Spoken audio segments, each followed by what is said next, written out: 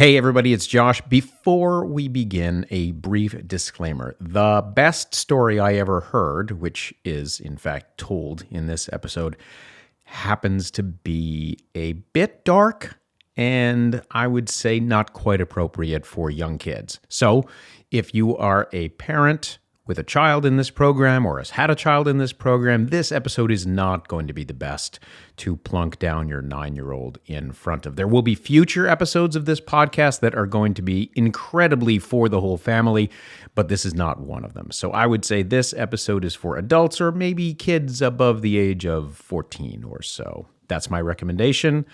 On with the show.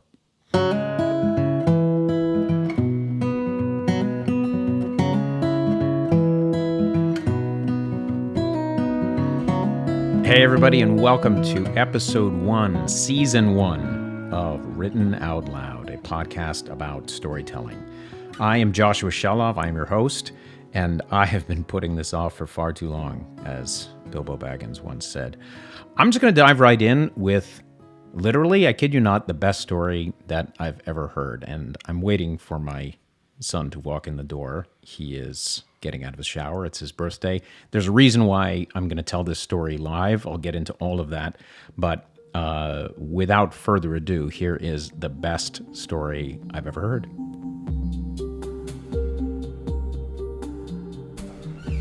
All right. Step into my office.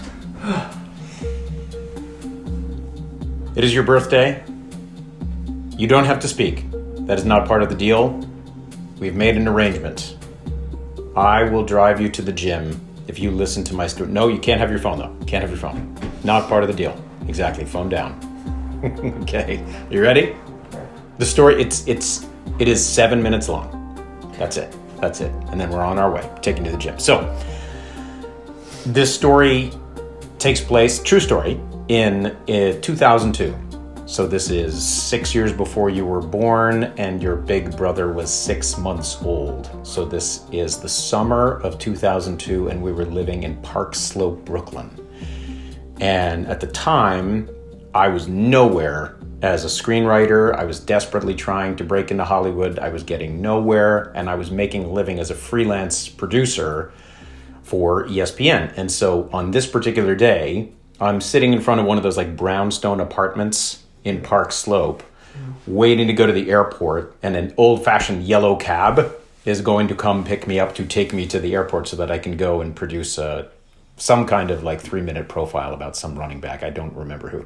Anyway, so I'm sitting on the front stoop, waiting for the cab, and the flip phone in my pocket rings, because this is 2002, right? And it is my buddy Peter on the phone, who is an actor living in LA. So he and I had gone to college together. Peter and I were very, very good friends. And Peter is basically just like calling for advice, like friendly advice, because he is on the horns of a dilemma. So the deal with Peter in this moment is that he finds himself like super, super attracted to his good friend's ex-girlfriend. You know what I mean, right? So his good friend had broken up with this girl, and now this girl was super attracted to Peter, and Peter was super attracted to the girl, but he was afraid that if he hooked up with the girl, that it would like wreck his friendship with the friend, you know what I mean? And so we basically start going back and forth. You know, I'm basically acting like his therapist, and while we're going back and forth, like weighing all of the particulars, the cab comes, and so I do most of the call in the backseat of the cab on my way to JFK. So he's sort of chopping up all the details with me, and I asked, like, is this a really good friend of yours? It is a really good friend of his. And worse yet, not only is this his good friend's ex-girlfriend, it's his friend's ex-fiancé. Oh, shit. Right? So this girl had cheated on his friend during their engagement. So we go back and forth about the whole thing. And I'm like, is this really worth it, man? And he's like, we go through the whole thing for like 20 minutes. And I hang up the phone and I just start to sort of like zone out and, you know, like look out the window. And it was one of those moments when suddenly I realized that I've been having the whole conversation while the cab driver is listening to the conversation, right? And I remember noticing the cab driver's name was Khalid, and Khalid says, "You know what your friend should do with that girl?" And I said, "No." And Khalid says, "He should have her killed." And then Khalid says, "Let me tell you a story."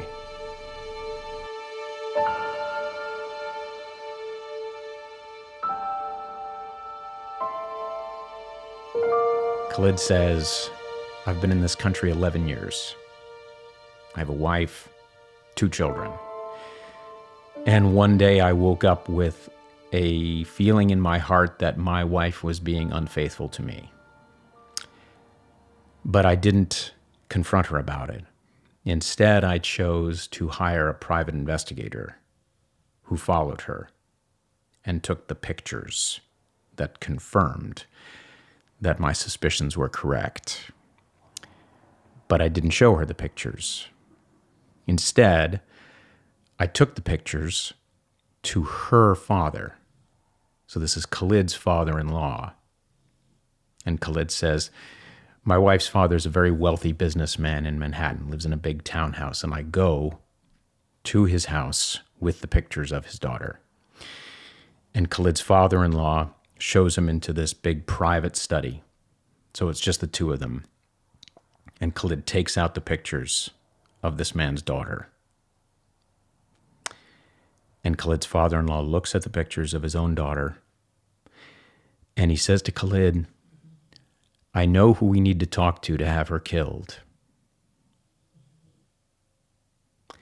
And Khalid says, "I don't think that that's necessary, because I think that it is witchcraft and not her own character that is responsible for her actions." And Khalid's father-in-law says, "If that were true, that would be good. Because if it were her own character that were responsible for her own actions and word were to get out in my business community, I would be ruined." And so the two men agree to keep it a secret. And Khalid goes home, doesn't tell his wife a thing. A week goes by, 2 weeks go by. 3 weeks later, Khalid wakes up, his wife is gone. Kids are gone.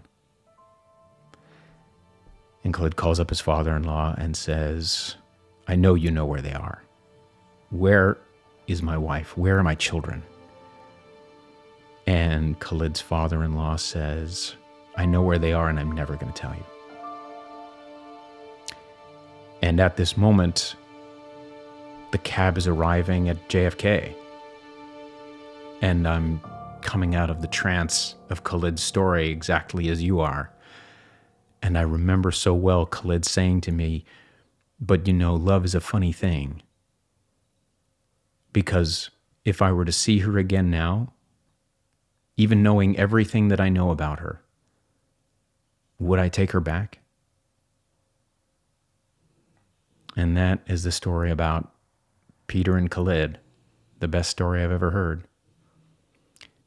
And in our next episode, I'll tell you how it changed my life.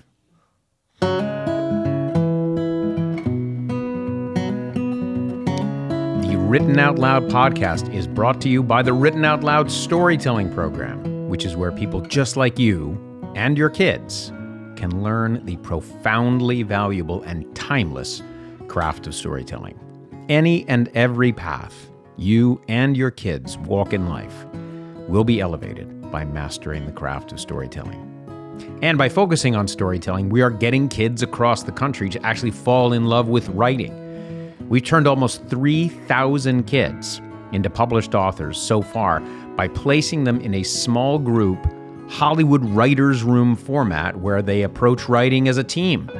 They practice out loud storytelling as well as writing, and they dive deep into their favorite stories like Marvel, Star Wars, Harry Potter, Percy Jackson, Pixar, and Disney. Every single child who participates in our program will graduate as the co-author of a published book, guaranteed. And if you're an adult, we have 2 programs.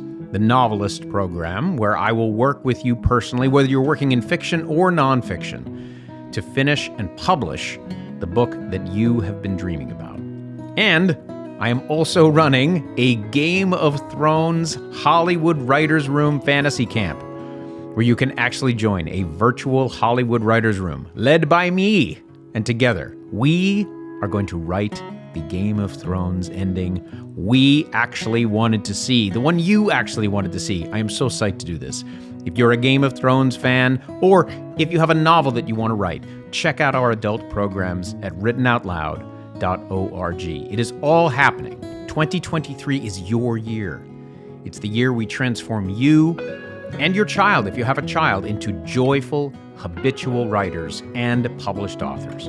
Go to writtenoutloud.org, register for a program, and I will hand you a copy of your published book this year at StoryCon 2023 on the campus of Yale University. Thank you for listening.